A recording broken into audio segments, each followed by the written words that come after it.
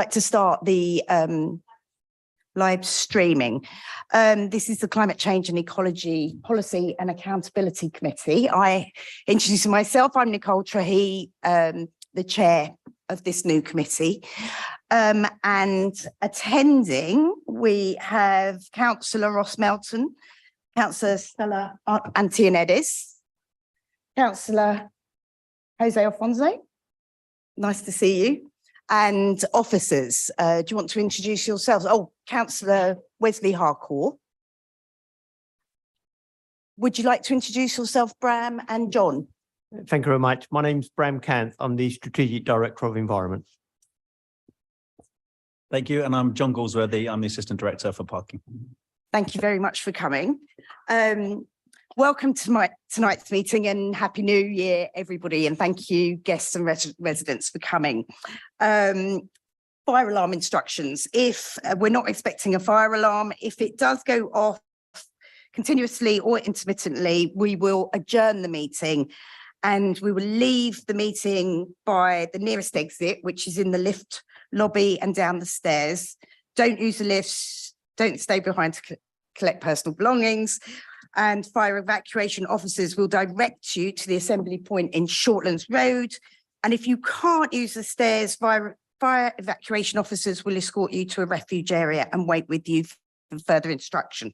Evacuation chairs and trained operatives are available should an evacuation of all areas become necessary. Right, that's the housekeeping out of the way. Apologies for absence. We've got one apology from Councillor Laura Janes, who unfortunately, again, has been affected by COVID in her household. Declarations of interests. Do we have any? No. And the minutes from the previous meeting, they've been available online for the last 10 days. Can I ask members to approve the minutes of the meeting held on 14th of September? Agreed? Agreed? Yeah, unanimously agreed. Fantastic. Now, we've come here, we've got this special meeting. I'm sorry about postponing the meeting from the 29th of November. It did seem that as the match between England and Wales was on exactly the same time as our meeting was scheduled, it did feel that we weren't going to have a productive committee meeting at that time, whether people were unable to attend or reluctant to attend. So we thought it best to have this meeting, which is open and will be open for questions at the end of the presentation. Now, the Clean Air Neighbourhoods, the item covers what the clean air neighbourhoods are, the health and ecological problems they address, and how they are being delivered in Hammersmith and Fulham. So I'd like to particularly thank John Galsworthy, who'll be doing the presentation. He has come in while he's on the annual leave. So thank you very much for coming in to do this. So first of all, we'll have the presentation. We'll take questions from members and then throw it open to the audience. I'll hand over to you, John.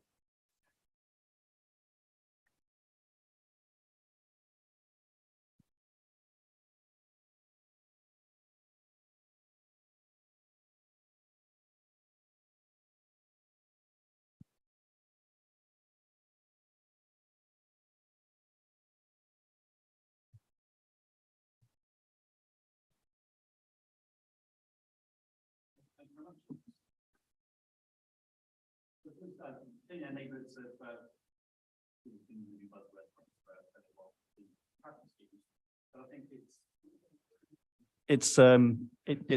it's quite important that they're not just considered sort of traffic schemes. There are a way of actually how we reduce pollution, and they're a health agenda driven kind of artifact, and it's about how we repurpose road space for the future and sustainable living. Oh, sorry, and can I just move this a bit closer? Is that better? Okay, is that any better for people? Hopefully, yes. Good. So in reality, the sort of public health agenda and how many deaths that are associated to air pollution or air quality is 36,000 a year annually. So if you just did the kind of ratio to residents in Hammersmith and Fulham is around about the 87 mark, and around sort of like 50 million in the loss to economy. And the key bit really with air pollution is 50% of it comes mainly from the road traffic side, and 20% comes from heat and power in terms of houses.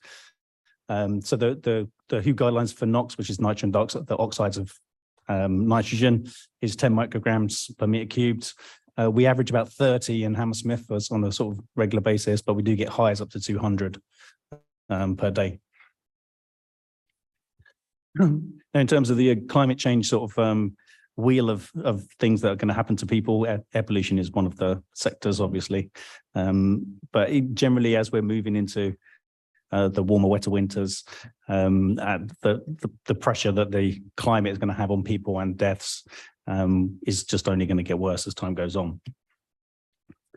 So in terms of the carbon cycle from GCSE science, I think essentially we just need to do a bit less of the fossil fuel burning and a bit more of the greening that actually absorbs the carbon dioxide out of the air, pretty much all the other stuff, and can carry on quite happily in the carbon cycle. So most of the stuff that's in the fossil fuel, unsurprisingly, is energy consumption in the household, and then its transport is the next big generator. But of course, the problem with carbon change with people, it relies heavily on people changing their own behaviours each day, which is quite a tricky thing to do. Now, in terms of traffic in London, and especially in this borough, it's been long-standing. There's been traffic for as long as there's been vehicles of some description. Majority of the traffic that we see in the borough on a daily basis is actually out of borough, and a lot of it just travels straight through. It's coming more into central London from further afield out in the west. So it doesn't even stop. It adds no value, but it creates and generates pollution.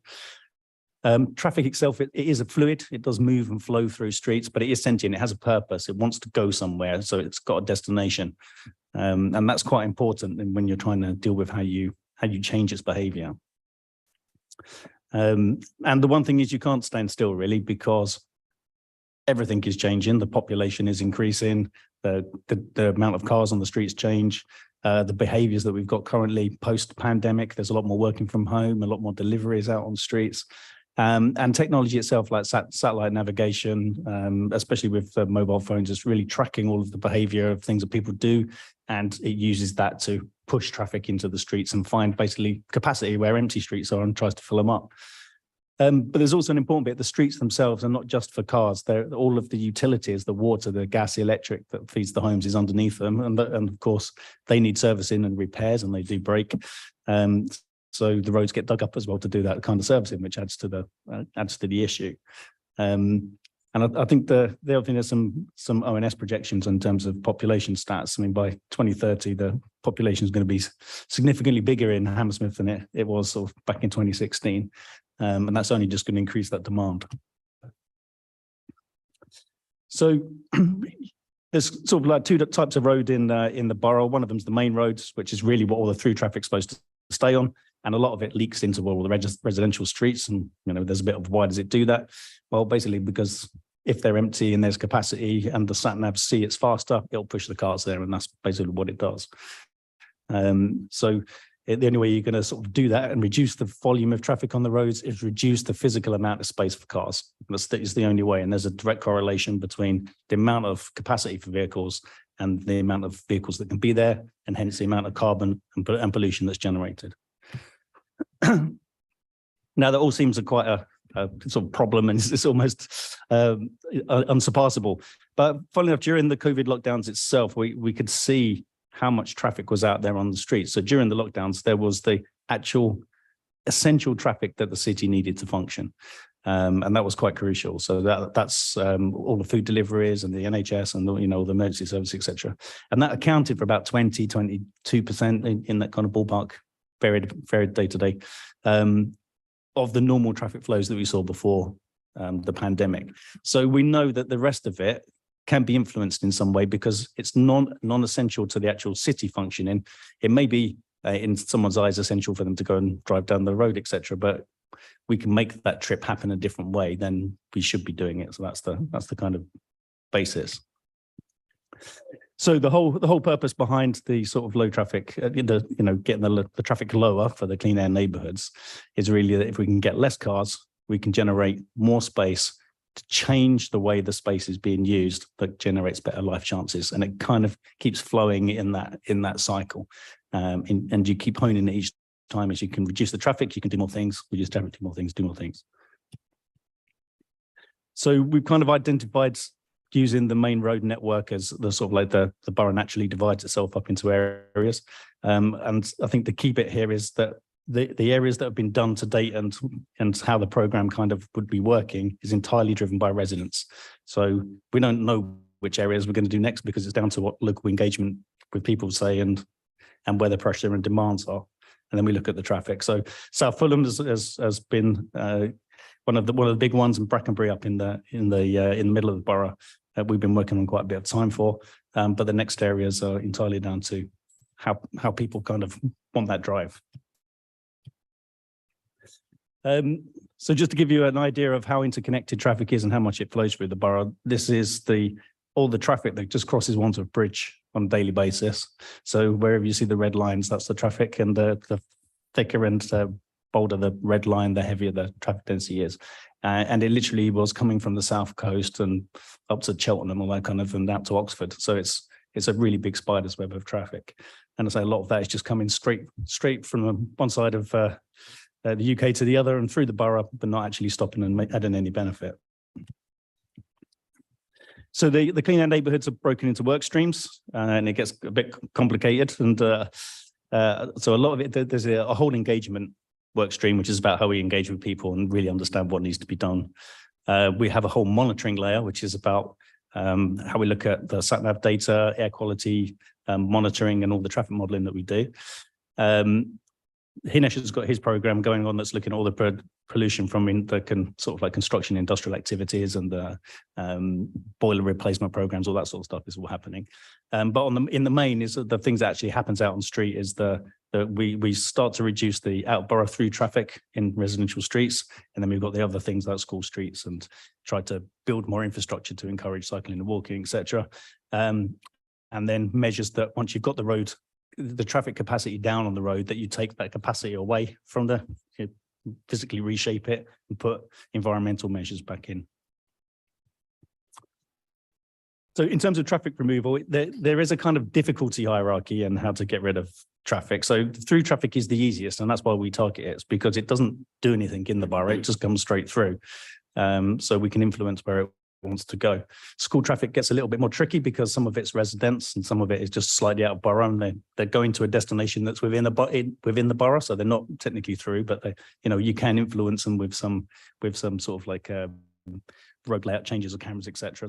And then you've got the actual visitors to either residents or businesses, residents themselves, and then the service vehicles, and it gets more and more difficult to reduce that volume. And then there's a question of actually, when you look at the makeup is how much of that do you actually really want to tackle anyway? It's not necessarily a big contributor to pollution, if you see what I mean. So a lot of what's happened in London in the past has been low traffic neighbourhoods. We moved away from them because they kind of enforce a road closure and stop local people moving around as well as the through traffic. So really what we've done is we've used technology to add a filter to the streets to reduce that capacity and take the through traffic away. It's got low impact on terms of local traffic, and it's got very low impact in terms of emergency services vehicles. That was one of the problems that other boroughs experienced with low traffic neighbourhoods was emergency services affected. So the two that are currently active are in South Fulham, so the West and the East scheme. And essentially, in a nutshell, from looking at the maps, is the schemes are designed that you can't go from one coloured area into the other, unless you're a resident. You can access any of the properties in those coloured areas, but you can't cross the boundary line, and that's kind of how it works. And we're sort of like expecting to see around about 8,000 cars removed from the network, and early signs of the West, as it's still in its infancy, is showing quite a bit of reduction on some of the through routes. And the West the eastern one has seen some significant reduction in terms of cars and CO2 emissions. So from a tech point of view, it's just simply there's a camera. It looks at the number plate. If you're on the list, it lets you in. If it's not, it'll send you a fine. It's a rule of thumb. When the schemes are early, so currently in the Western scheme, at the moment, you're just getting warning notices. The ticketing hasn't gone live, and it won't go live until the end of this month, beginning of the next. So we give the people that are coming from out of borough the chance to learn that we don't want them driving through here before they actually pick up fines. In terms of the types of vehicles that go through this, we manage most of the lists. So all of the black taxis and buses, emergency services, all the refuse vehicles, everything like that, we do. But you can use Ringo as a resident to sit there and add people if you really want them to go through. It's not necessary. You can still access your property without the need to go through, but for some people, it's always a nice feature to have. In terms of how we make sure that we can see what difference we're making in terms of air quality changes, we've got a quality network. We've got a couple of different types. So we've got Vortex do what's called a hyperlocal mesh, but there's units that are about 200 meters apart that keep sampling every 5 minutes, so they can see the subtlety and difference that's happening. We've got the full DEFRA monitoring sites. We used to have one in the borough. We've got 4 currently now. We've added ones around the place, and we've got another one coming on stream quite shortly. And we've also got the ones by Imperial College, which are the Breathe London network nodes, and most of those are targeted around schools. And we're working on a way of getting them all published out through a sort of third-party air quality network sensors like IQ Air. So as this was being done in November, this was one a little bit closer to home. But this is a map and it's the open source data from the air quality sensors, and you can see down in Sands End, it's about a third of where it is roughly on the rest of the borough. And from the sensors sort of picking up on Wandsworth Bridge Road, the bulk of the NOx emissions are coming from road traffic. But the particulates, the dust particles and things that you get in the atmosphere, 80% of that's from background. And that's quite important because that's quite a difficult one to reduce, that sort of air pollution, because not all pollution is local, unfortunately. It comes in on the wind and moves around. And there's significant sort of especially dust pollution comes in from the desert and gets blown on the winds. So in terms of what reductions we saw in the West, the actual overall average readings only fell slightly, but I thought what was quite key in what these 2 graphs show is that it's the time of day or where air pollution at its highest has changed. So at times when people are out and about walking on the street, that's where you're going to get exposed to poor air quality. Outside of the clean air neighbourhood, the air pollution is at its highest in that window when you're out and about. But actually inside the clean air neighbourhood, what we could see is that air pollution was a lot lower. And there was there was higher levels at night time, which was coming from river traffic or weather. In terms of traffic, so originally when we started, we did do a low traffic neighbourhood in terms of closure of Harwood Terrace, and you can see that although we did reduce traffic in the area of South Fulham, by doing that, it actually created more traffic in other areas because the closures displaced traffic quite close to home. When you do a clean air neighbourhood where you're taking a whole area approach to try and deny where traffic movement is, the sat-navs actually realised that there's no point sending traffic through there. And we actually found 50% of the traffic evaporated. It disappeared. It no longer needed to run. But on all of the road networks, all the traffic shrunk. And we're seeing the similar thing happening in the West. So hopefully by the time the tickets start to come in, that traffic volume would have already been down into similar sort of levels. Okay, so once we've got the traffic gone, this is where it starts to get into the more useful bits for ecology. So one of the things is sustainable urban drainage. So how do we reduce the flooding and improving things like tree canopies to deal with heat. So of course you need the road space to do that. So if we take traffic out, we can narrow the actual carriageway or change the way the vehicles can move through the roads, but we can use that extra space for doing greening and the drainage designs. And of course, you can get quite bold and innovative with it. You're only really limited by your imagination in the designs, but of course, the more space, the more imaginative you can get, I suppose, is the function. So that's why this kind of cyclic approach of reduced traffic, change the space, change the outcomes is quite key. Now all that greening gets quite important because that helps rewilding. So, especially a lot of the area of South Fulham was actually salt marsh originally. So a lot of the biodiversity that was originally there was long gone because it was all built over. So there's no reason why, as we reduce traffic, you can't start to put green corridors back in that represent that kind of ecology and bring the native ecology back. And, as you start to get that diversity of ecology in there, that actually really does improve how kind of the habitats all start to connect up, and you almost get these green corridors or wildlife bridges where things can move around the borough a lot more easily. I think what the other bit, and it usually gets missed off, is that although we've been talking a lot about reducing traffic in the side streets, we do also have to reimagine the main roads as well. So there's an example at the bottom is Exhibition Road in Kensington, Chelsea, and the top one is in New York. But it just shows you that once you start to reduce the traffic volumes, you can actually do the high streets as well. And those business areas that have seen this type of redesign have also seen the economy really go up as well, as more people get attracted to the space. As part of the scheme, there's been some brand identity. So Bracknell has got its own sort of logos and things, and they want to do some clever artistic design with the street furniture. Wandsborough Bridge Road, they want to do architectural lighting to make it look different, and they would like some, the clean trees, the air purifiers and things like that. So there are lots of things you can do to make the spaces have identity. It's just to bring it on.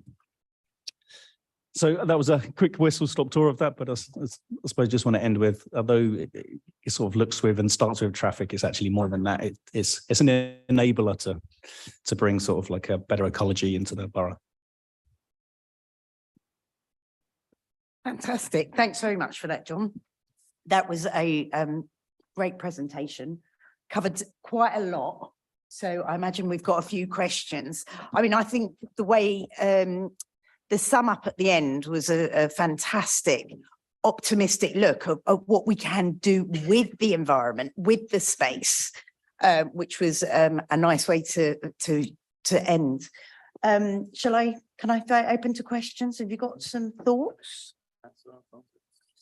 Would you like to? Good evening, and thank you for your presentation. So if I could refer to the third slide, main causes of nitrous oxide, 50% road traffic, 20% heat and power. Is this a Hammersmith and Fulham specific figure or just a countrywide? It's countrywide, but well, I say it's more London-wide than anything else, but yeah. Would it be possible at some point to get some Hammersmith and Fulham specific data with regards to this? Yeah, I'm sure that's something Hinesh is probably will have to hand it. You can send it to you.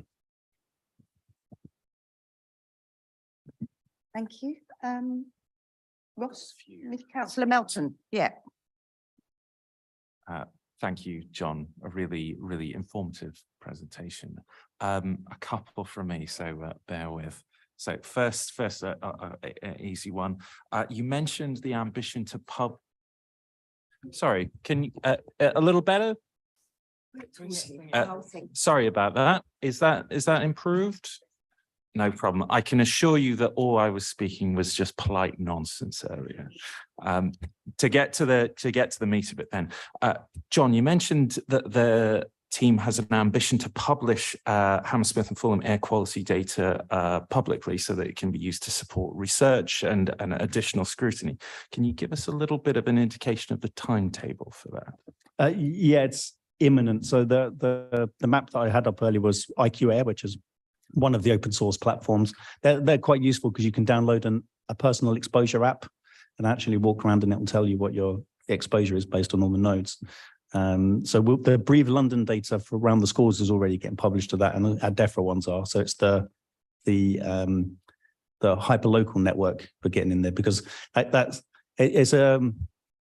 one of those where you take the big air quality maps. When you use a hyperlocal network, it gives you almost like a zoom in to the discrete bits in different chunks of a road. So it's quite a fine resolution of air quality. So it's a lot of data to pushbacks and forwards, but we're hoping to have that done early this year. Excellent. So first quarter of 2023. Perfect. Can I stick with it? So a very particular point that you highlighted was, can you clarify once again that emergency service vehicles are not at all affected by this scheme? Yeah, well, they are affected, but actually positively, because what happens is the local road network is a lot clearer and they can move faster.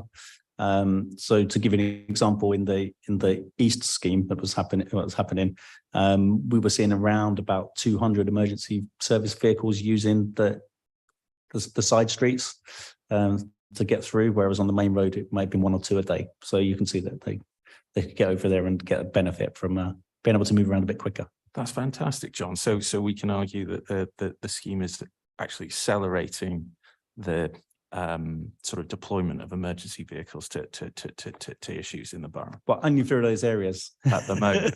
only through those areas. Excellent. One vehicle type that we didn't touch on, but I'd love to hear a bit more about, was delivery vehicles, which of course have become very important to people during the pandemic. How might they relate to the scheme? Yeah, so the key with the way it's designed is every property is still accessible. It might not be by the traditional route that you've come before. So you just have to, so whatever main road you access from to that area, you have to leave by that same route.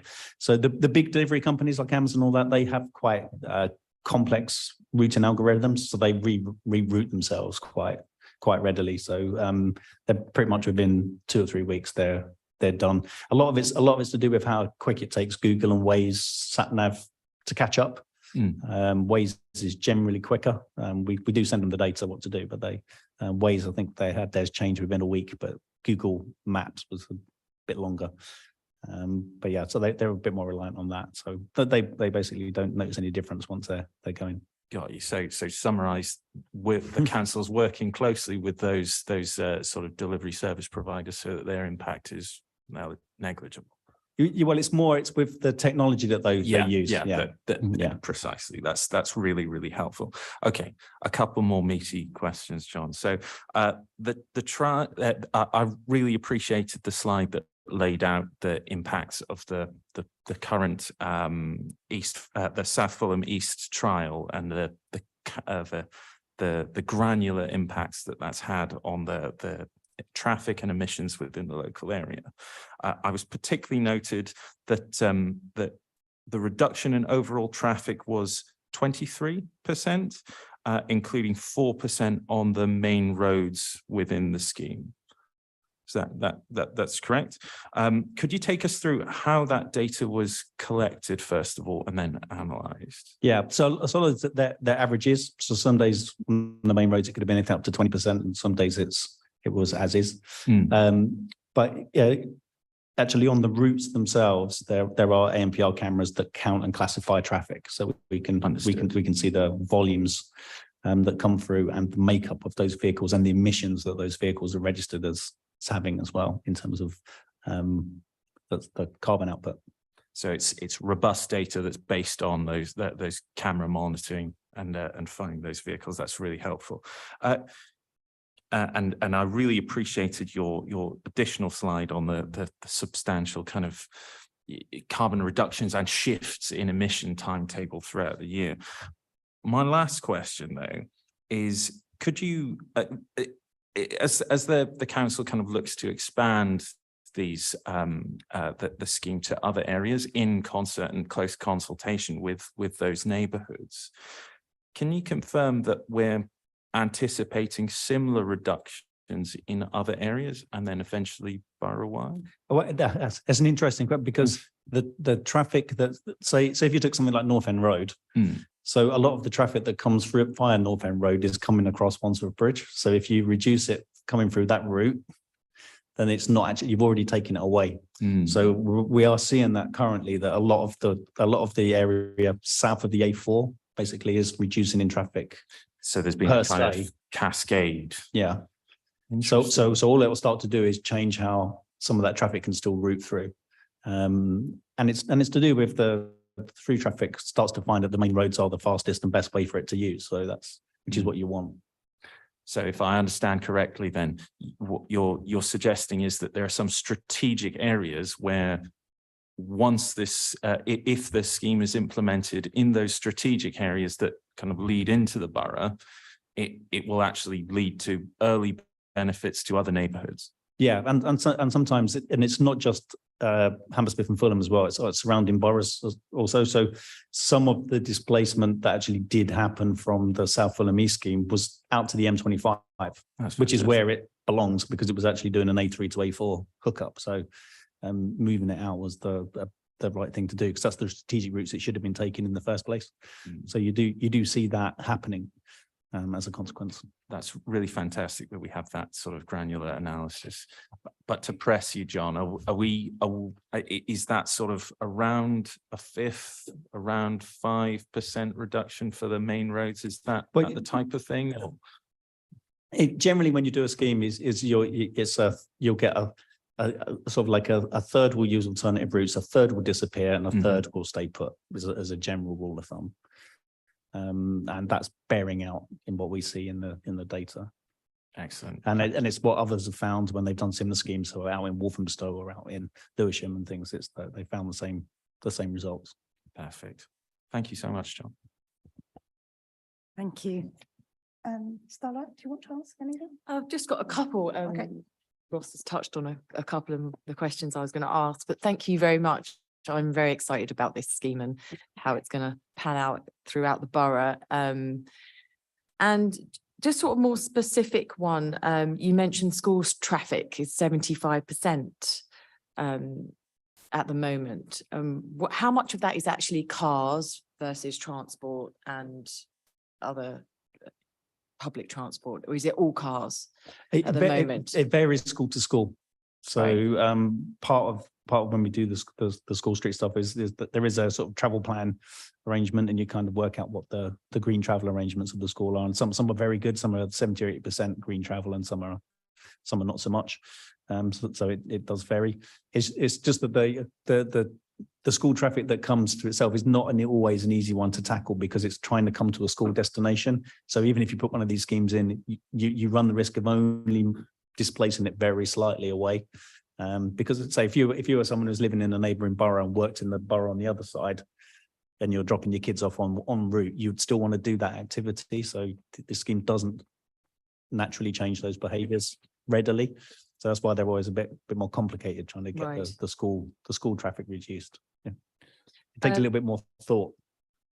Yeah, I mean, obviously we want to encourage less and less cars dropping off at schools, and the only way really to do that is to improve public transport, and the only way to, and that's funding, but also less cars on the road, so we can get people using other forms of public ways to get to school.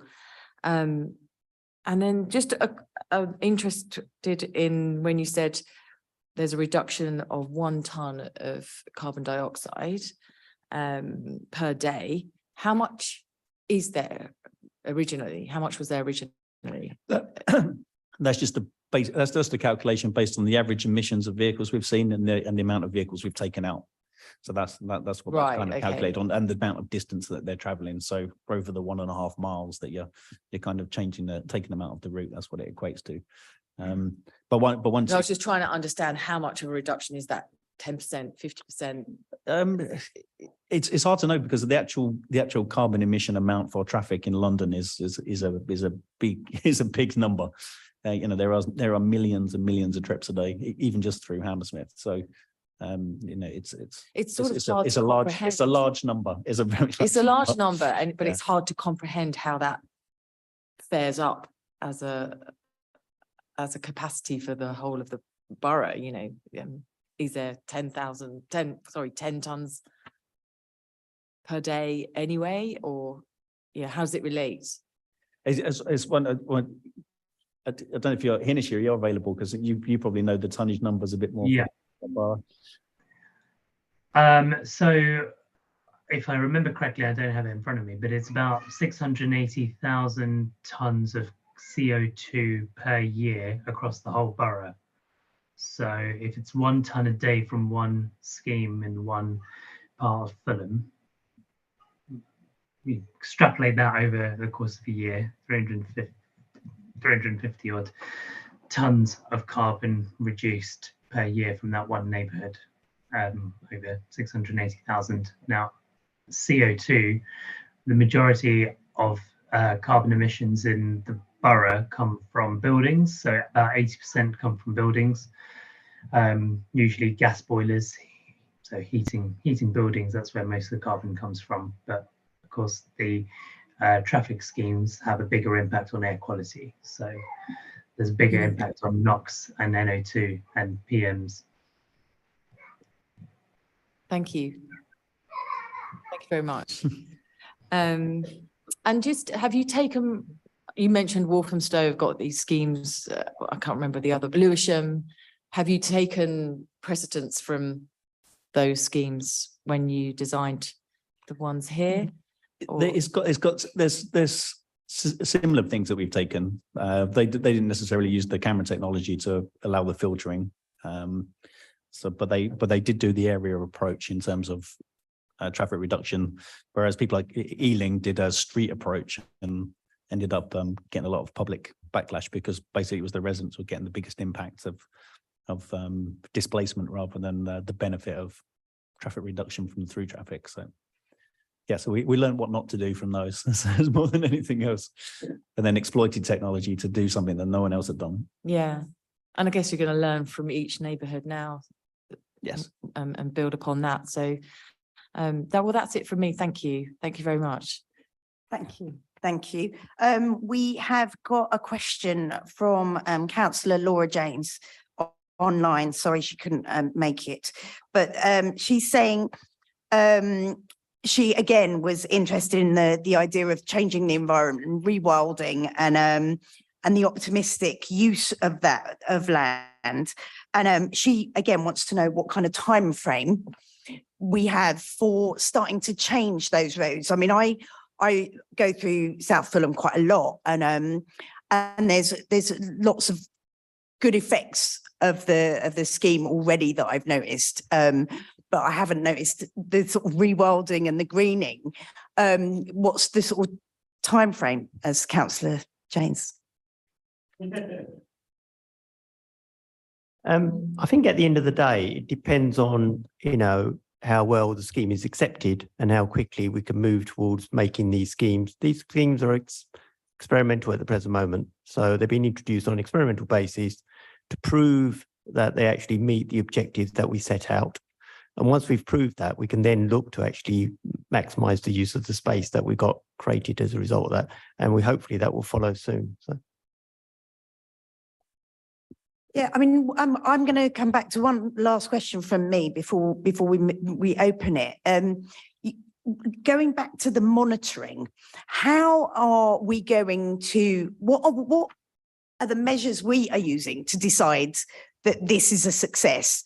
I think we're going to get feedback from residents today, but what is your sort of the wider monitoring? Is it, the CO2, the NOx, the amount of cars on the street, traffic flow, residents, where do you see the success of this being most important, if that makes sense? Yeah, that's a multi-sided kind of thing, really, I suppose. So we know when we designed it what we were expecting to do in terms of the traffic, and even some of that is where we move the queues of traffic to be. So, for example, the traffic queue that used to be on Wandsworth Bridge Road itself, we've now moved it to the bridge, where the impact of the pollution from those vehicles is less directly hitting people as a consequence. So that the actual flow of traffic's the same because we can see it in the camera. So there's a little bit of, we know what it was designed to do, what we were expecting it to reduce the traffic. Is it doing that? So we can see that through the monitoring. The acceptance part, which I think is Bram raised, really is down to the consultation piece and the feedback from residents and how they view that it's improved. Because a lot of this come about because residents had an issue with the traffic in the first place. So it's have we solved their problem is really they have to answer that as well. If so, I mean, it's not quite as simple as just the data alone. Thank you. Yeah, one question, then we'll open it up. I give to Councillor Alfonso. Hi. So when the original motion was passed at full council, it spoke of a body of works. On that sheet, it said South Fulham West, November 2022, Brackenbury 2022. Has the Brackenbury scheme been chucked or delayed? And could reasons be given why?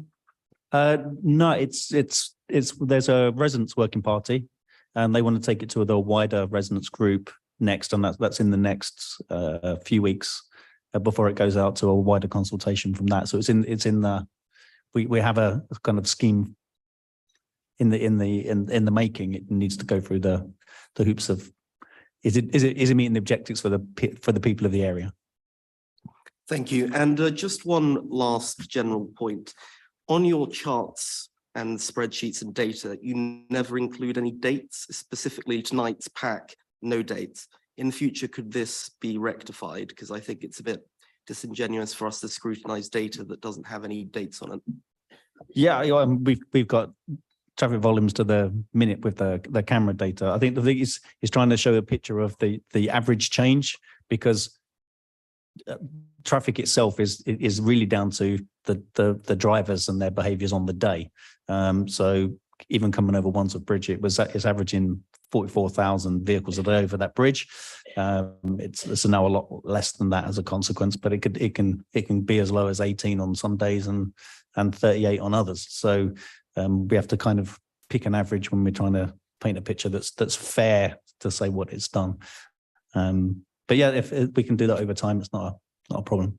So the key reasoning behind my question is obviously data from 2022 is going to be very different from, say, 2020 or 2021 when people were locked in their homes. That's all.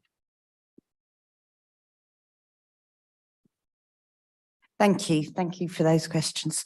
We're going to open it up to the floor. Now, because we are streaming this, could I ask questioners to come up and actually push the person button on the mic before they ask their question so that people at home can hear?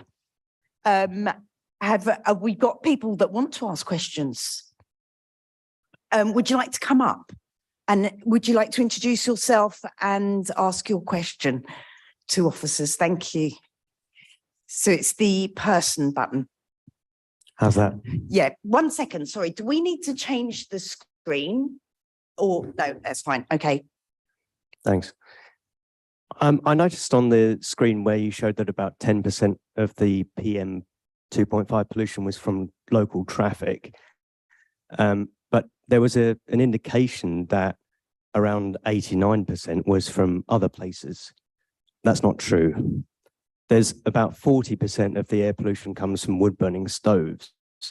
Now, I know that this is about traffic, but I think that is something which shouldn't be ignored. And as a council, controlling wood burning is an absolute imperative in terms of reducing PM 2.5 especially. Now, I know that reducing traffic is one of those things that where people say, yep, reduce traffic, that will reduce PM 2.5. But as you saw, that's not as significant as wood burning. So that has to be the priority, and if the priority is cleaning the air. But my question is about Google Maps. If someone is going from A to B, but Google says go through this area, who's at fault if someone does? I think we'll take the second part of the question first, John, because you understand the Google Maps and the ways and directions. But the wood burning stove, I don't know, Hinesh might have something to say after that, because he's more to do with the overall strategy of climate change. So I'll hand over to John first. Yeah, no, you're quite around the particulars. It's got a lot of sources. Yeah, in terms of the Google stuff, what we do, like we're doing currently at the moment, is we're issuing warning notices. So Google have got all the data where all the cameras are. They're a little slower at updating the stuff than Waze are. So Waze, if you go into Waze, you'll see they've already got all the cameras on, and it tells you that you need a permit if you want to go through these results. So it's just waiting for that to catch up. Generally, Google get it done within sort of like a month and a half, which is about the same time window we're doing the warning notices. But even after that, when we've issued tickets in the initial thing, if people got genuine cases, we cancel them. It's not the be all and end all. On the East trial, when we first started doing tickets, we were cancelling about 85 to 90% in the early months. Okay. Hinesh, do you want to come in and Thank make a you. comment about the wood burning stoves? Thank you, Chair. Sorry. I can come in on that one. Thank you very much. Yeah. Yes, I think as the Clean Air Programme is made up, and there's a number of projects, and what John has described is some of the projects which are starting off with. So we will be looking at all the other forms of things that actually add to making the quality of the air poorer, etc., going forward. And as the member of the public has actually highlighted, wood burning stoves is one of those issues, and we are exploring what we can do to actually manage that going forward. But we haven't got a deadline or a time at the present moment. So thanks. Thank you for that. Do you have any supplementary? Yeah, just one more about the LTNs. I noticed in the presentation that the service vehicles have a obvious issue getting through one half of it, but I'd like to know if there is any evidence that LTNs are problematic for service vehicles. Yeah, and a lot of the areas that have had them is it basically takes that road away from anything other than a pedestrian and a cyclist. From one end? From one end, yeah. Right, so it's not... So if it's accessing just the road that it was going into as the closure, there's no problem. But if it was using that as a route to get through to somewhere else, then it does become a problem. And in some of the areas where the LTNs, you get a lot more local congestion from the displacement around the area, which slows the emergency vehicles down. So in generally, the emergency service vehicles, when we have meetings with them, are not in favour of the LTN style of closures for that reason. But they've been a lot more supportive of this, because then they realise that it actually does help them. Okay, but I guess what I'm asking is for actual figures, if there are any statistics. It's hard because the London ambulance thing, generally it's all to do with their response times across London. They don't give us the ones for all of their shouts, so it's not easy data for us to get hold of. So the only feedback we get from them is from our sort of like quarterly traffic liaison meetings with them, where we get that feedback of whether they're happy or they've got issues. So that's all we get really. Okay, so we just got to really take your word for it. Well, we've got to take the ambulance and the fire's word for it. Yeah, and what they say. So, yeah, thanks.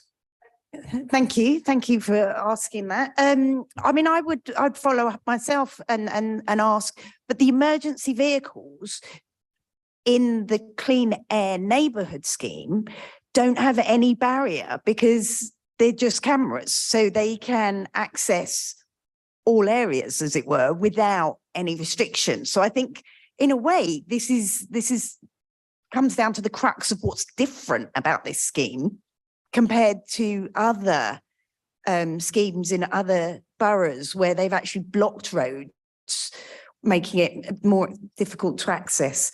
Anyway, I shall again out to the floor. If anyone would like to ask a question, would you like to come up? The lady with the blue shirt. If you're happy to introduce yourself, the button with the person on it. Hello, can you hear me? Ruth Mayorkas. I'm actually a resident of Chiswick, but I cycle through the borough frequently and always have done. I'm very interested to know that in the 80s, some of you weren't probably here then, the scheme that is north of Goldhawk Road, between Goldhawk Road and the Uxbridge Road, was subject to a massive change where roads were, you couldn't drive straight through. I know this because I used to work at the BBC and I did use them. And as soon as they put this intervention in, I stopped using them and I took on walking, cycling, public transport. Likewise, the scheme of the road parallel to the Fulham Palace Road, which is traffic calmed. I prefer to use that expression. I don't think anyone would consider reversing that. I'd like to know if there's been any analysis of ambulance times, fire engine times with those two schemes that we could do a comparison with. And would you remove those schemes? I very highly doubt it. But also I'm very concerned that you want to enable people to drive around their own local streets, because surely change behaviour is much simpler on local small journeys. And those are exactly the journeys that should be disabled as opposed to enabled. And that changes behaviour over time, because if you walk to your school, cycle to your school, cycle, walk to your shops locally, then that will have a bigger impact going to a wider scheme. So could you explain why you think it's important that anyone can drive around their own local streets, which surely are journeys which could be managed on foot or by bike or trike or wheelchair or mobility scooter? Let's not forget wheeling is as important. Thank you. Okay, I think that's two separate issues. The traffic calming schemes that are already in place, which are physical traffic Physical barriers. physical barriers, Crabtree Lane being one, and the Goldall Road to Uxbridge Road roads. So that's one question. And the other one is small journeys and local traffic. So John, do you want to take those? Yeah, so far where we put schemes in, we haven't reversed the closures. So the one there were a few in the east. That doesn't mean to say that it won't be necessary in a different one. It depends on the design for that particular area and what the residents want. And so until we get into that consultation with the local residents, we're not sure really whether that's what they want or not. So some may say keep them, and some may say actually it'd be better if we got rid of them. So we'll have to investigate that and take a scheme at a time from that particular point of view.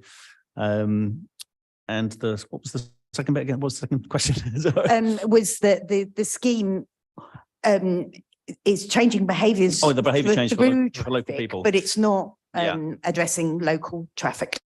Yes, so I suppose a lot of it is the Pareto rule, is get rid of your 80-20, 8% of your problem, which is the through traffic. Car ownership's quite low in the borough. It's about 49% of the residents have access to cars, and the churn on residents is about 20% a year, of which there's a lot more younger people coming that don't have access to cars. So it's less of an issue of being able to generate trips for local traffic, and it's more about the accessibility.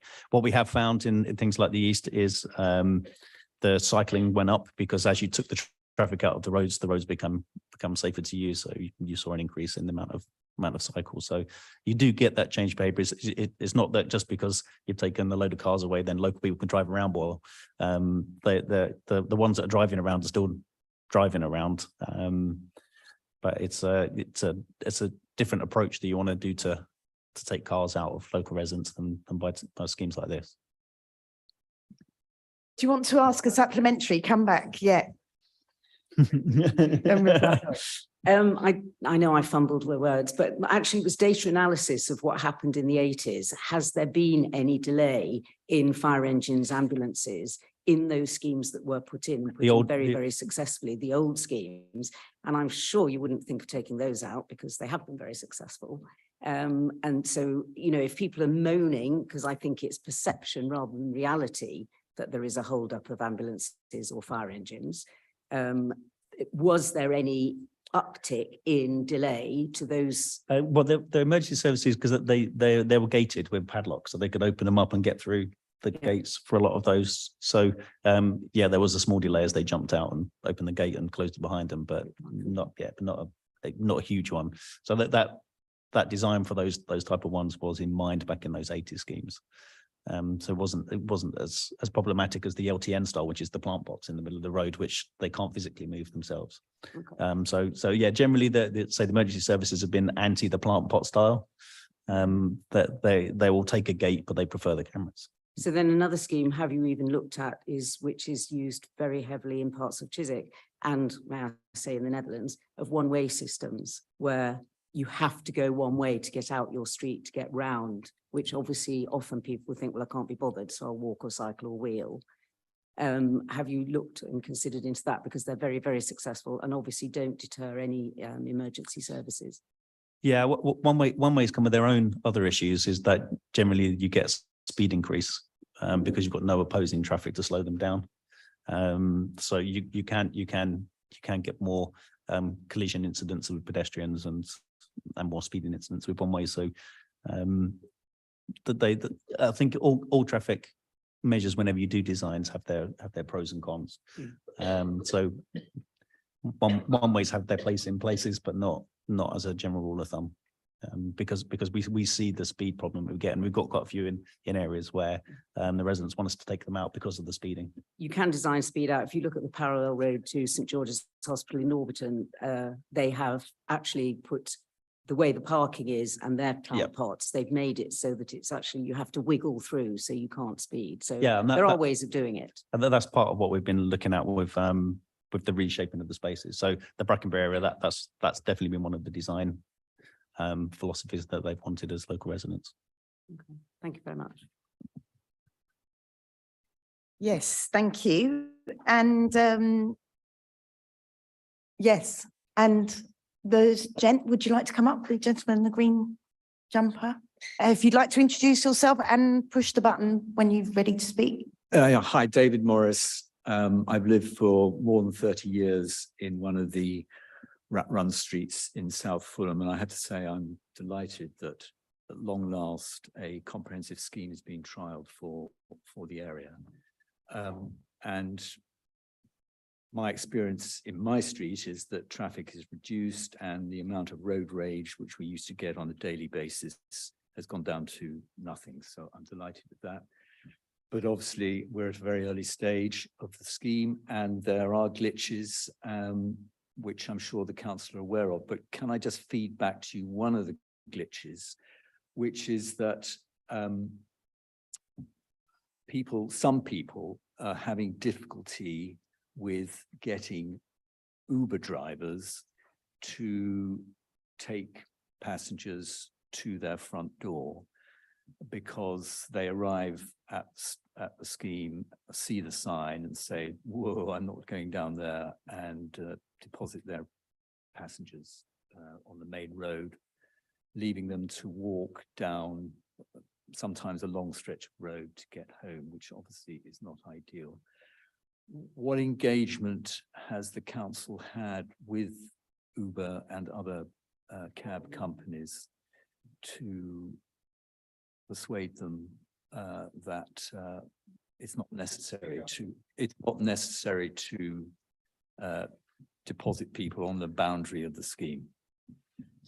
Yeah, so in terms of Uber, we've done quite a bit of engagement with them, and they've sent information around to their drivers what they can do. The good thing with Uber is that the journeys for the fare is booked for the start and finish destinations. So as long as a journey ends or starts inside the area with the cancel any ticket an Uber driver got, and that message has been given and sent to the drivers, and they copied us into the comms that went out to the drivers. So that is something that they're consciously aware of, and they do push that round. But at the end of the day, that it is the driver's choice and what they want to do. That is a problem Uber are aware of, and they're trying to work on that. But they're definitely doing the education piece. That's the same with we've had the same conversation with Bolt as well, and they're doing the same thing. And there's the Ringo system.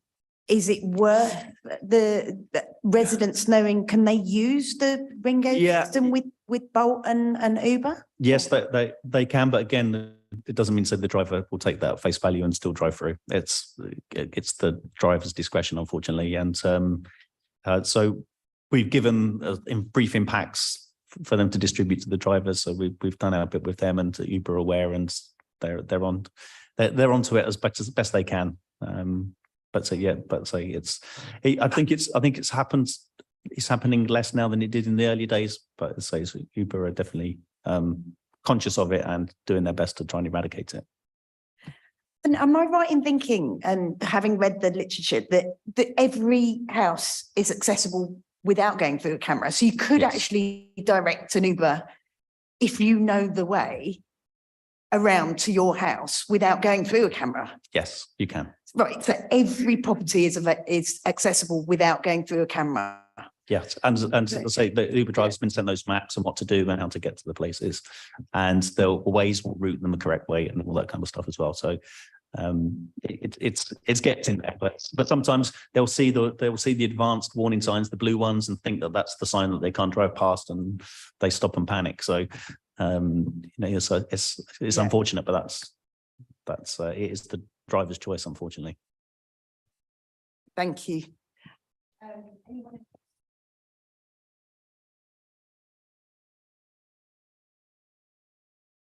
Yes, if you push the person button, it goes green, and then if you'd like to introduce It's yourself. already green, I think.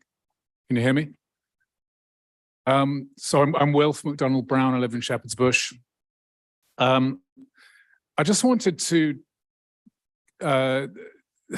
talk about, or ask you to talk about, the issue of residents and residents driving and ownership of cars and the price of car permits, because it seems to me, you know, that the council declared a climate and ecological emergency 3.5 years ago. And a lot of what I've heard tonight is very worthy, but it sounds like kind of part of a very long, very slow project for about 50 years, essentially, to really transform the borough. And that doesn't seem to me to be appropriate to an emergency. That's like, this is very kind of tentative, timid, bring the residents with us, don't do anything to upset the horses. So, and then the obvious example of that is residents driving. Because at the moment, it seems that all these schemes are doing anything but trying to deter people who live in Hammersmith and Fulham from driving from one end of the borough or even just around the corner. So, for instance, car permits have been frozen, I think, for 8-9 years. They're one of the cheapest in all of London. The scheme in Fulham, you mentioned, there's no deterrent from someone driving from the far end of the borough to that end and crossing all those boundaries. They're not included in those barriers. I think it's free, is it not, still to park to get a residence permit for an electric car in our borough? So I just wonder, when are you going to grasp the nettle of really seriously trying to discourage us, your residents, from owning cars and from using cars, even electric cars, which come with their own carbon impact? Of course, they're not truly green.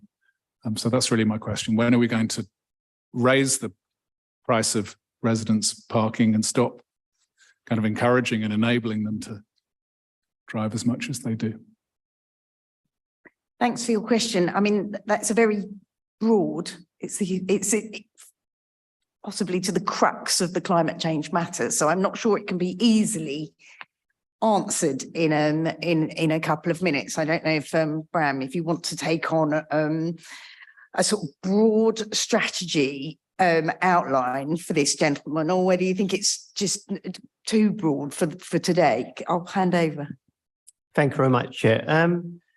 I think you're right. It is a very broad question, and it's a $1 million question. It's the question of how fast and do we need to go to actually make sure we address the climate emergency and the ecological emergency that we have in front of us. I think you talked about the pace of this program, and I think John hinted at it already. If you actually become quite strategic about which areas you do, you start having an immediate impact in the whole of the borough, etc.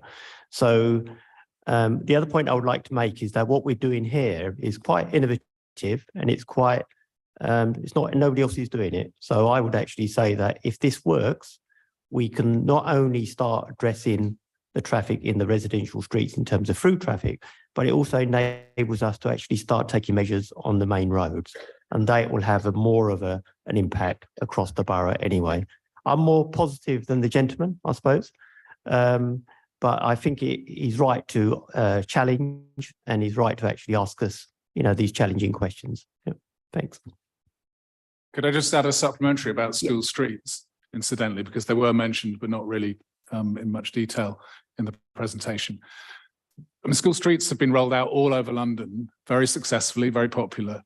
We almost seem to be outliers now I think there's one other in a London borough that doesn't have proper school streets, not school streets plus, or, you know, better streets, cleaner streets, or the kind of compromise version that I think is being trialed in only, again, so tentative, 1 or 2 schools, tiptoeing towards what seems obvious solutions, which is to close the road outside schools to parents dropping off and picking up.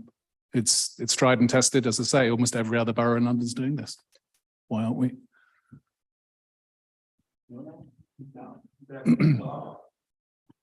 Yeah. School streets they're an interesting one, because a lot of, although there's touted success, it's only been on the actual street outside the school, and a lot of the traffic's been displaced 1 or 2 streets away in those areas, and that they weren't counted. So although it got success outside the school, it didn't actually address the traffic problem in the area per se. So what we want to try and do with these is, by using the technology, reducing the traffic in its totality first. Some of that traffic will be school traffic by its nature, that can't come down some of the routes, and then layer on that additional measures that you might do in time windows, or even just close those particular roads. So there's one of the schools in Brackenbury, the residents are considering whether a road closure is the right thing to do, because they could build a park outside, turn the street into a park outside the school. So it's all possible. But I think school streets have been shown to have more success than they really had, in all honesty, because no one's really done the air quality research or the traffic in the wider area research when they've done them. So I was talking to one of the person that did one of the big ones and won awards for it, and they said no, we only monitored outside the school. So it's But it's got to be, even if it is displaced, it's got to be good, isn't it, to displace it from the door of a school where there are hundreds of children. You want to reduce the actual people coming by cars, because the problem, especially when it comes to health problem, is the car itself. It's sucking in the exhaust fumes from the car in front of it in the traffic. So the pollution is 10 times worse inside the car than it is outside. So you actually want to get those trips knocked off. So if they're just driving to one street away and walking the little bit in preference because the school streets made them do that, rather than actually get them to change their entire mode of transport. And it's not really done what it's done from a health agenda, from what we can see. It may have done it from the cars outside the school, from the safety impacts, but not necessarily address the wider impacts. So that's the problem with school streets. They have their limitations in what they do. So we're trying to find a better answer. Okay, I would love to see the data on that, because as far as I can see, every other council thinks I'm sure they have. I'm sure they have checked the air quality from around the corner. They can't be that. No, it's hard, because if you don't set it up to do that beforehand, it's hard. So all the ones I've spoken to, they didn't measure that wider picture. Thank you. Thank you very much for that question.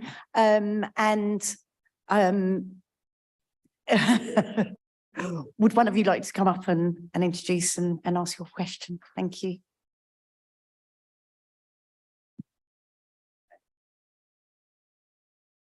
I'm green, so I'm good to go. Thank you. My name is Casey Abroni, and I'm sitting here as a climate ambassador. I'm one of your first climate ambassadors.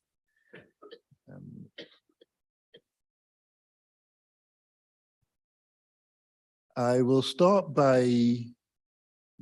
like to start by pulling up a few corrections. John, this one is first for you. About traffic displacement. You mentioned in a number of things that LTNs displace traffic, and that is one of the things that you're trying to mitigate against. Whereas the actual data shows that LTNs suppress traffic both within the external boundaries. You also spoke about impact on emergency services. The data also shows that the impact on emergency services, both within and outside of the boundaries, is also suppression. So they have improved response times, both inside and outside. The paper for this is by Goodman, Aldred, and the rest of them. Correction for West Harcourt. You have spent a lot of time in the past apologizing for closing Harwood Terrace, which is a political statement in saying that it was wrong. But factually and evidentially, it was not a wrong thing to do. And so I'm putting it on the record. Let the record show that I'm saying that it was not a wrong thing to do, because all that has come forward now has been from that. That was simply starting the response that needed to be done. And it has now kicked us into the entire path of responding to this. So I'm stating for the record, let the record show it was not wrong. And when you apologize for doing it as a wrong thing, that is incorrect. It was the right thing to do. You may just have wished that you did it with a few more benefits, or with a little less aggravation. Questions now come to signage. Now, we know that signage is one of the things that is prescribed. However, we are able to put banners on our streets that show, whether we're advertising our appreciation of something, or saying something, or telling people of something that's going on. Is that something that we could do to sort of color code the zones that would make it easier for people to simply drive into an area, or come to an area knowing that this is, say, a green section, and that you are free to drive within this green section, but not to cross from the green to the yellow? Because while these will not meet prescribed signage, they will still be indicative, and we can hang them from lampposts.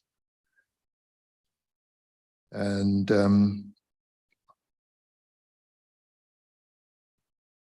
school streets, again, as Wilf mentioned, they've been applied quite widely. And while you say that it doesn't affect, that it hasn't shown as much effect on traffic in the surrounding area, it has shown a much greater effect in the number of children who then take up active travel to schools. And that is the primary precursor that we're looking for, because if we embed or teach or enable particularly beneficial character to the way we do things, then we learn these things, we adopt these things, and we then make value judgments based on a body of knowledge that we now have. So it's not, behavior change is not just about traffic. And I will have to remind us that it is a fact that most traffic planners tend to think of everything in terms of the movement of vehicles, whereas urban planners, behavioral adaptation tends to look at the way we interact with that environment in its entirety.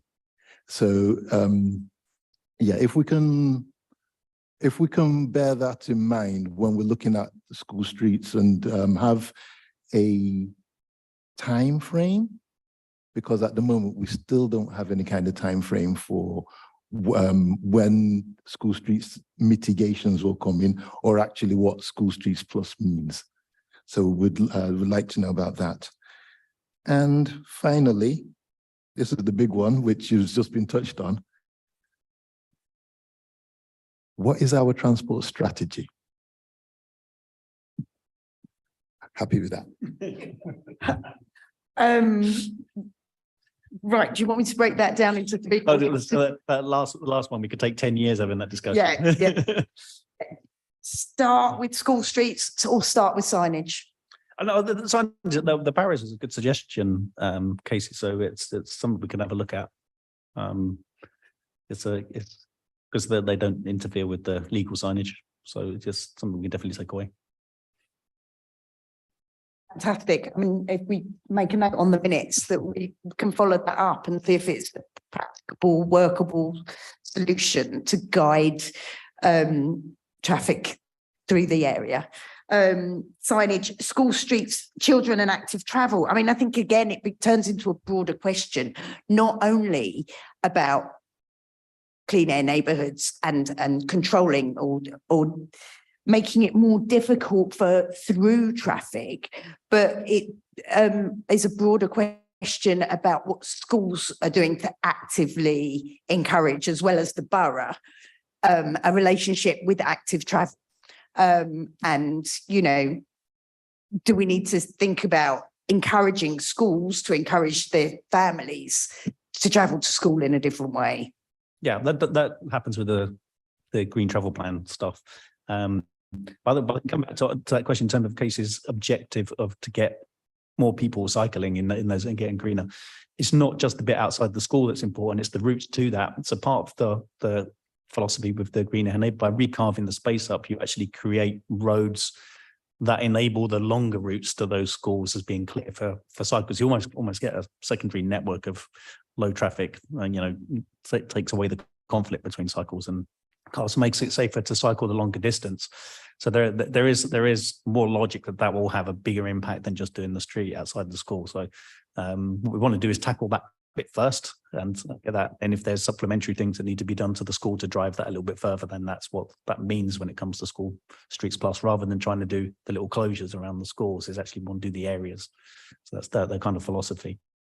Which probably answers the transport strategy one, which is about really just reprioritizing space back to the pedestrians and cyclists and the hierarchy of traffic that's in our kind of in our list that was in the committee report, really. So that's what it's a reallocation of space. There's been a disproportionate amount of the public highways being given to cars, and it's trying to reclaim some of that back for greening as much as it is for pedestrians and cycling and all the other different sort of like mobility scooters and things that were mentioned earlier. I mean, one before we go back to the floor, could I ask about the relationship with Transport for London and the relationship throughout London? Can we or will we be encouraging other boroughs to take our concept on, our neighbouring boroughs, so that that we can influence the wider transport strategy of London? But do you want to answer that one? Yeah, again. Thank you very much, Chair. I think if you read the Mayor's transport strategy, we're doing exactly what the Mayor's transport strategy says. I think what's different is each borough's interpretation of the strategy in terms of how far they take certain elements of it varies. So I think, generally speaking, we're all aligned. It's just how we interpret it and where we spend our priorities on. So, thank you for that. Yes, sir, come up. Thank you. The button's still green, so you can all hear me fine, can't you? My name is Leo Murray. I run a climate change charity for my day job. I'm not here professionally, but sustainable travel is something that we work on, so it's something I know quite a lot about. And I'll make a couple of comments in relation to that, but really I'm here wearing my W6 Safe Cycling Families hat. That is a group of local families, about 120 people in the group, 120 families actually, who cycle locally with their children. And so they've asked me to come along today specifically to speak about school streets. Now I know we've heard enough about it already, you may be thinking, but so I'm going to make a very specific ask a very specific question in relation to this, because I've been very engaged around this question. John, you're saying there's displacement from school streets. There's a Sustrans study out from just earlier this year which looked specifically at that question around displacement. I'm happy to send you that.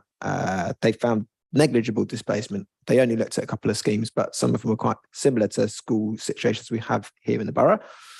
I tend to agree with Wilf. I mean, honestly, if there is a traffic problem, there's an excess traffic problem, moving it from outside the school gates to a neighbouring street is definitely an improvement, right? That is an improvement. I've got kids at primary schools still. It's mayhem. Many of the borough schools you know, the head teachers, I mean, the Clean Air Parents group, which I'm also a member of, you know, I don't organise that. They've got head teachers going to them saying, how can we get the council to do something about this? Because it is chaos outside the gates. It's dangerous. You've got people doing 3-point turns. It's really, really unsafe.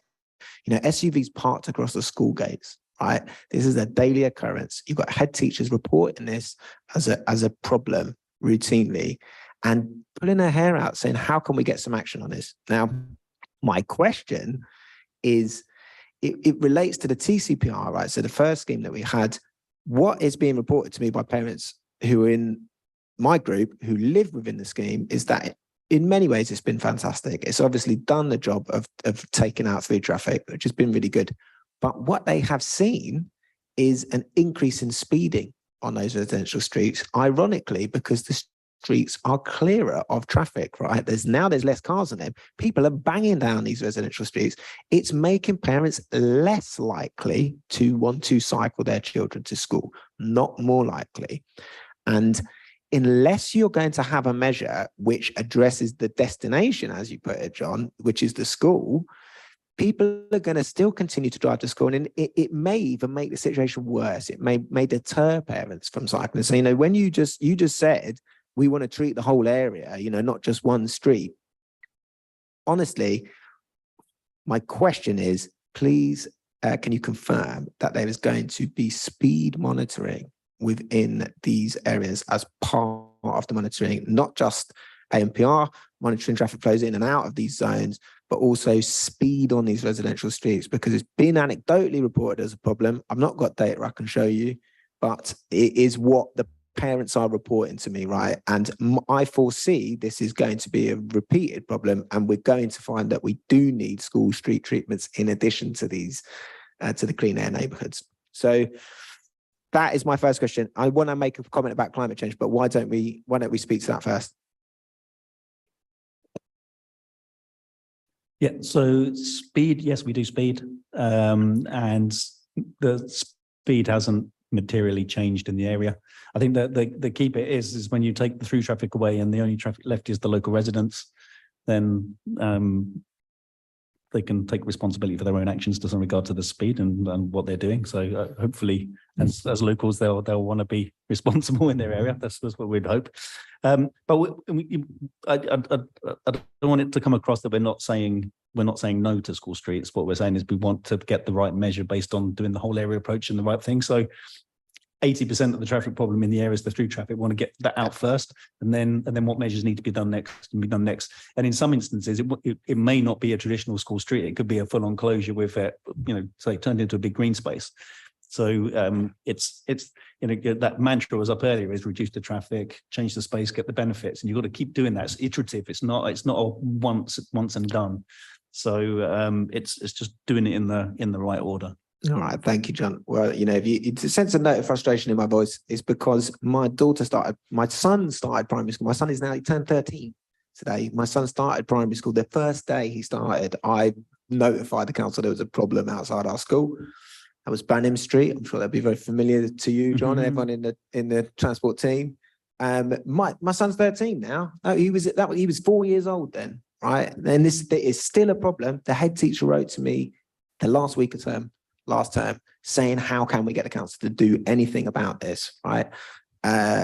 So that's my frustration here. Other councils are recognizing that school streets are a quick way, they're a quick thing that you could just implement. They don't cost a lot of money. The camera enforcement is there. They're generally very, very popular. And yes, what displacement you have, just it moves the concentrated harms of traffic away from where the children are at the school gates. Yeah, and that is a good thing.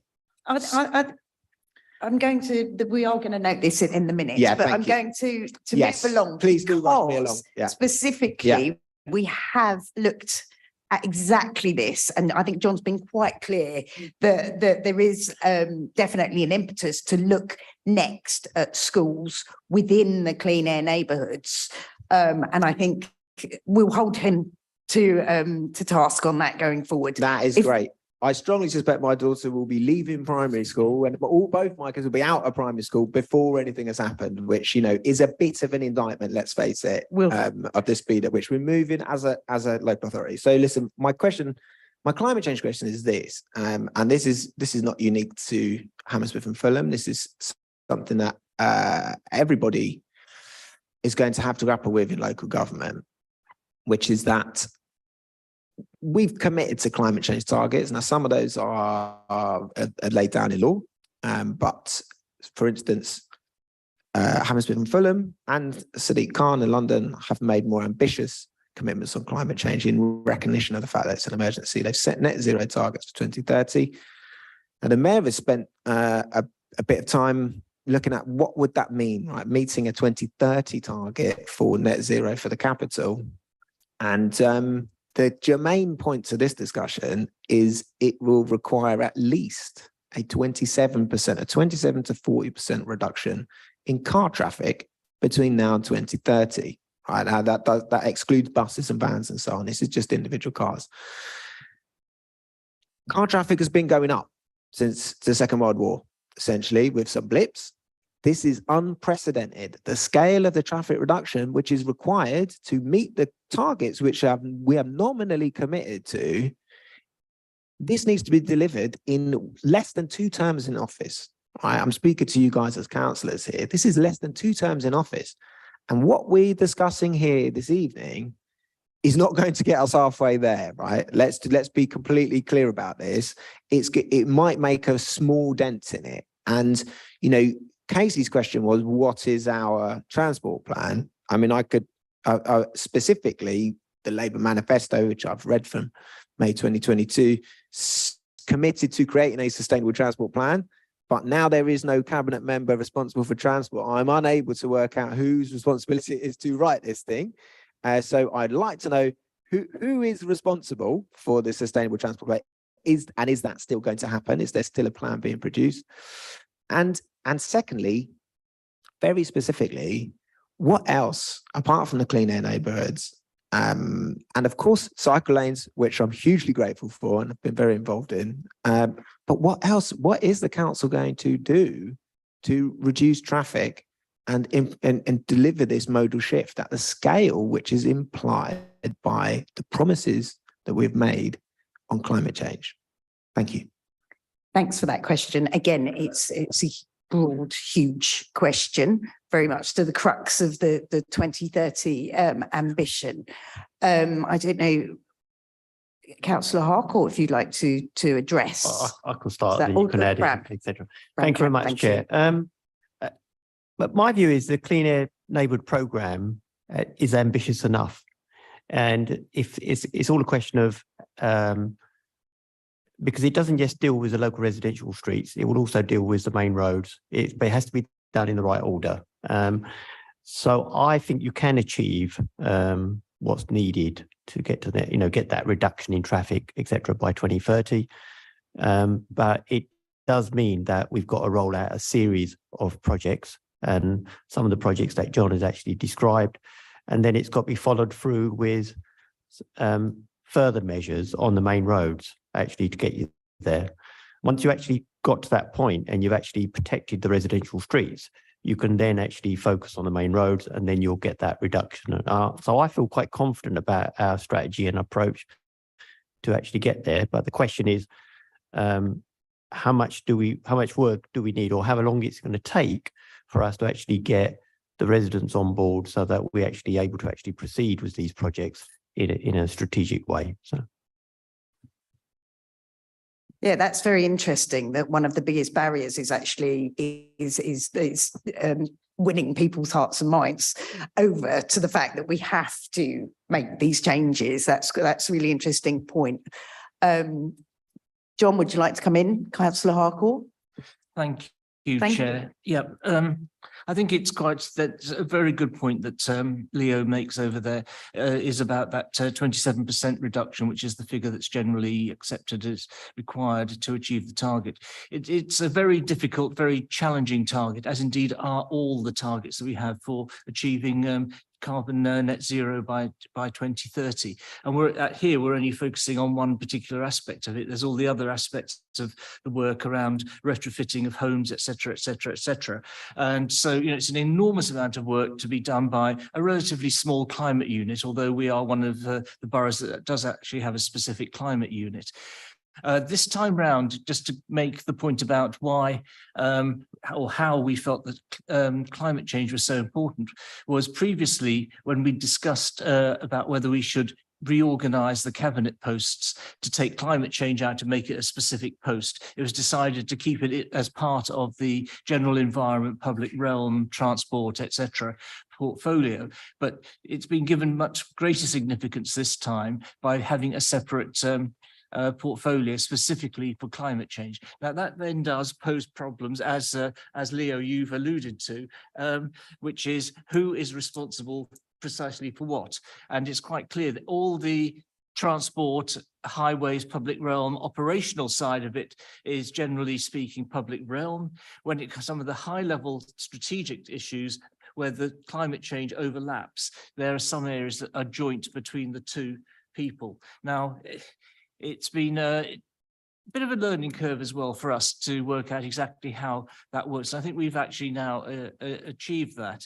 So moving forward on that, I think the general transport strategy sits with public realm. Do correct me if you think that's I'm not wrong on that one. But obviously that does impact on the climate change agenda, because the two are inextricably linked, as we've just been discussing. So it becomes very, very difficult. And it's not just about whether it's public realm, cabinet member for public realm or cabinet member for climate change. It also, all of this also involves the cabinet member for education, because education is such a big thing, and education isn't just about what you teach the children, it's about what you've been talking about, the school streets, the way the kids come to school, etc., getting them to change their style of travel to school. Then you've got all the housing aspects of it, there's all the planning aspects of it. And so all of these overlap, and it's trying to get all these cabinet members together and the whole council on board to look at that strategically, rather than as has been in most councils, dare I say it, been working in a sort of silo fashion for years and years and years. And however much you try to break that down, it is very, very difficult. But that is, I think, one of the things with the climate change is that is something we're trying to do over here. And there's a couple of other portfolios that are cross-cutting as well. The ones like the community involvement, which is Councillor Kwan and such like as well. So we're trying to break that down, but it is very, very difficult. And there are times, and there will be times when you will need to, and you have been, in fact, copying both myself and Sharon Holder, Councillor Holder, in to all of this. And we decide between us who is the relevant person to respond to you. Hopefully you do always get a response. I try my best to respond to you most times. I hope someone's going to reply to the head teacher at West London Free School Primary, Wes, because I'm not aware that anybody has yet, and she is freaking out. They've got construction work going on at the school. They can only use one entrance. Okay, well, I'll talk you, to Wes. Councillor Holder and make sure a response goes. Thank you. If I may, I'll be very brief. I think then I'd just like to ask a brief supplementary question, which is that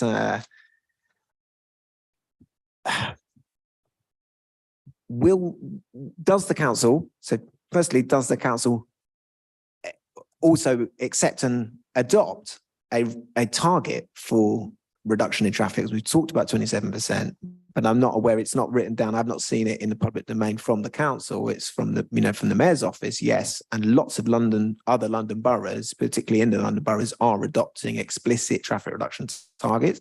So is Hammersmith and Fulham going to have one? And then secondly, I think because so much of this revolves around public consent, right, public acceptance for this stuff, I absolutely see that this is probably the most difficult part. All of the stuff Wesley spoke about is very, very challenging and difficult to do. But when it comes to public consent, prizing the steering wheels from the cold, dead hands of a certain poor part of the population, is just almost impossible. And it makes me think, Ruth gave this example of the 80 schemes that were introduced. I counted traffic filters in the borough before I came to this meeting. I counted 65. on the map, right? Now, these aren't even all gates. There are trees in the middle of the road, John, in the northwest of the borough. They literally planted a tree there. It looks amazing. Is there anything, I doubt there's data from then, but is there any learning? Because clearly administrations in the past seem to be able to do this stuff, right? Without somehow being stymied by people on next door, going crazy about it. So that's my second question. The first question is there going to be an explicit traffic reduction target for the borough? And the second question is, can we try and learn something from how those previous schemes were introduced? Because they work great, and the emergency services never complain about them, as Ruth says. They're fine. They block the road completely. No one can drive through it. But it's also not the subject of any controversy today, which sort of gives a clue about how we might be able to proceed. Thank you. Thank you for that, Leo. I've actually got Ruth coming back as well, but we've got 2 points to go on from there. I would just like to make a point that actually, although you're saying, prizing that steering wheel from the changing people's hearts and minds, I think it's been shown that you only actually have to shift the mentality of about 5% of people, those influencers in society, when you can actually tip the balance. So, in terms of the library of things that that has been introduced and other things, there will be a balance tip at some point where weirdly the minority thought process will take over and people will realize that we have to work in a way that is different. So I just wanted to say that, but there was another thing. There were 2 points that you were making. I don't know if the specific targets. I mean, we haven't got a specific target, but we do know with these schemes, basically it will take a third will evaporate and disappear. And I think I'll go back to on one of the slides. It was that key point is that traffic volume is directly proportional to traffic capacity, the amount of road space. So if you take a third of the road space away, you'll take a third of the traffic away by definition. So that's part of what we're kind of at. We are hoping that as these roll out, it'll be a case of will actually be a stampede the other way, going, when you're going to do our area. That's when we know it's hit home, is when that starts to happen. We do get requests for the little local pieces, and in some areas a local closure will work really well and actually do the whole area. So come back to Leo's point, I think it's using the right tool for the job, but being clear that the ambition is to try and reduce the traffic capacity and the amount of traffic on the network and change those behaviours to more sustainable forms of transport is the general strategy. Fantastic. Ruth, did you want to come up? Sorry.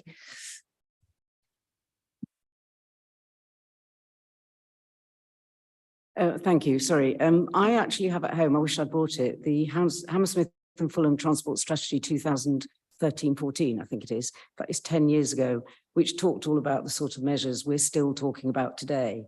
I cycled to Westfield the other day. Wood Lane is a traffic sewer. Goldhawk Road and Uxbridge Road, which Wesley knows I've been banging on about for probably 10 years. We still have painted cycle lanes, which are full of Tesco lorries, which seem to have immunity to any kind of parking laws. You will not get an uptick in people walking, wheeling, cycling if you don't take draconian measures for those kind of things. I was part of the consultation for Shepherd's Bush Green and for Goldhawk Uxbridge Road, which cost £1 million then, seems very little. And they haven't increased people cycling at all, and certainly not family cycling, because they are too dangerous. So I'd like to know why it is that very simple measures, such as a proper strategy about delivery vehicles when they are allowed to stop and park, please. And also Westfield, why is it that parking at Westfield is so cheap, but cycling to Westfield is really so dangerous and difficult that you're not enabling people that kind of choice? Thank you.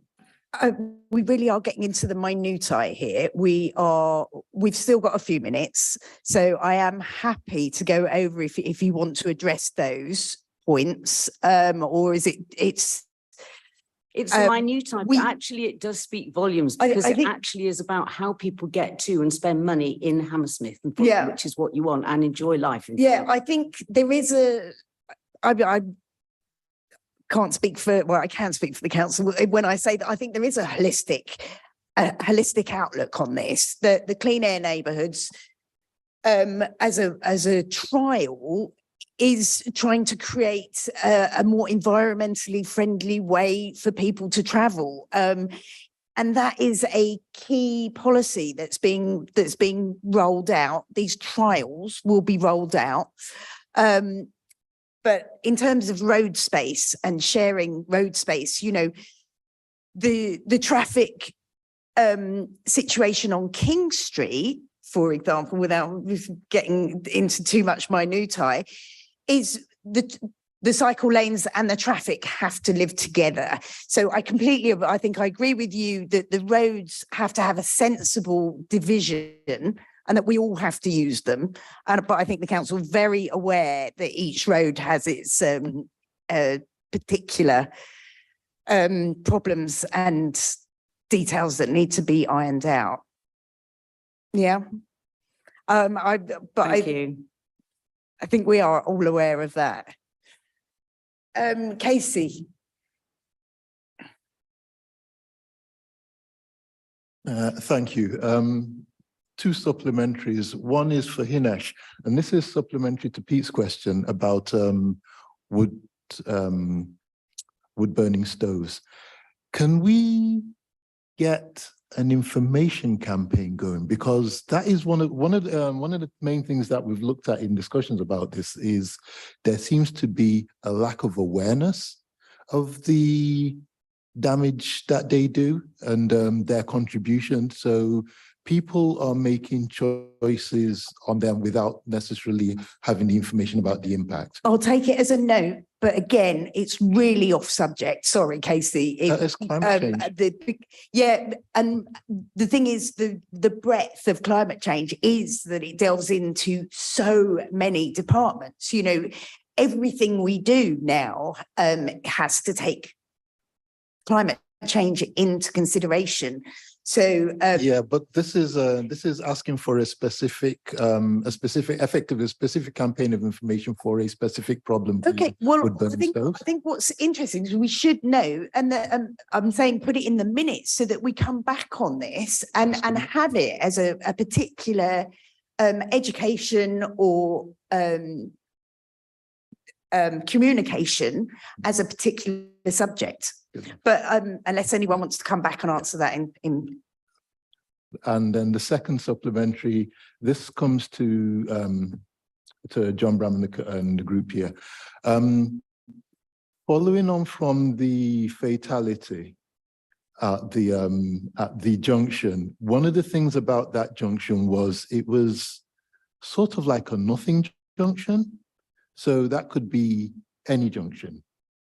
So can we look at a junctions approach? And I actually take a lot of inspiration from what you've done on Wandsworth Bridge Road. I don't know, but I think an approach like that across junctions across the borough as a strategic vision would be something worth looking at. Can we look at that? Yeah, I think we should just address that there was a fatality in the borough, and I think we, our sympathy to the family at this point would be worth noting. But again, I think that's a very specific point about junctions and the users of roads, cycles and lorries and whatnot. I don't know if you want to address it or whether. Yeah, it's, I think there's the unfortunate thing when you get lots of different competing traffic types, including pedestrians, all trying to use the same space, doing different maneuvers, the probability of accidents is always high, unfortunately. So the general strategy of looking at junctions and reducing that conflict is part of what we're trying to do. And the first one is get rid of the cars. And then if you can pick different routes. So, I think what will come out of the clean air neighbourhoods, you'll have routes that are more beneficial to cycles, which means you can do junctions that are more cycle biased across the main roads at those ones, rather than trying to put them at the big junctions per se. So Casey's right. There's something that is in the mix to be looked at. Thank you very much for that. Yeah. There were two questions emailed in from a resident. I think we are going to supply a written answer to that resident. We'll make a note of that. Okay, thank you. Yes, so the resident is Rosemary Mortimer from W6, and we've got a few minutes. Let's what effect, if known, has the South Fulham clean air neighbourhood had on businesses, retailers, service providers, small builders, pubs and restaurants within the area? It's quite a long question, so I'm thinking we should reply by in writing. And secondly, are surveys, consultation and assessment of the potential effects on businesses mentioned above proposed for the potential clean air neighbourhoods? Yeah, so in South Fulham, we have been meeting the businesses separately, and some of them in groups and some of them individually. So most of it has been about managing the perception of the effect, because all the businesses are still accessible and most of them are on the main roads, and you can still get to them, as it were. So what gets harder to try and pick out is what effects the other economic downturns have had, or the pandemic's had, in terms of business, and if they're causing them stress over what the scheme's doing. So that's a lot harder to unpick and do that. From our perspective, we can see things like parking sessions and people that would come and park and do that, and that hasn't materially changed. So from our view, we can't see a difference from the behaviours on the outside, but that doesn't mean to say that perception of businesses, it's time will tell with that, how they feel. So some have been positive, some have been negative, but we don't know what the actual reality is yet. So the survey question is quite important, because that will help us tease that out as well. Thank you. Well, I think there's a couple of action points come out of today. I mean, one of the interesting ones was signage and colouring the neighbourhoods, and the holding the department to task for changing the environment and adding the nicer things, the shared space, greenery and wilding and everything is on the list. Unless anyone has any other questions, I think this has been quite a comprehensive to and fro conversation. Unless anyone has any further questions, I think we can wrap up. Yes. Yeah, could you?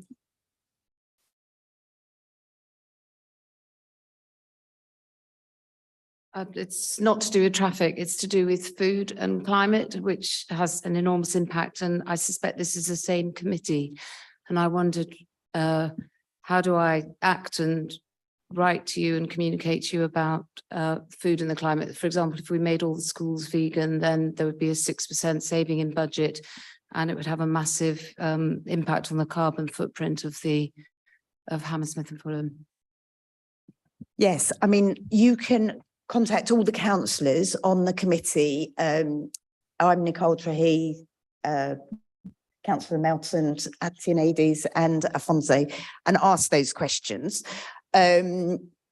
It's every question is quite complicated, so we will get back to you with the appropriate officers having looked at those questions. So yeah, email us. Okay, I think it's been a really productive meeting. Thanks very much for all the really good questions. And thank you again, particularly John, for coming in on your week off. And thanks, Bram, for your great answers, and Councillor Harcourt and Hinesh for being online. And thank you for the committee members for coming in on January the 3rd. And there's another committee meeting on January the 31st. We haven't delayed it because of this one being moved, but we're hoping to have a discussion on the launch of the Ecology Centre at the pier. And also we'll be having a look at the budget implications of the budget savings that have had to be made throughout the council, as well as the ring fence monies that we are hoping to spend on climate change and ecology. So thank you all again.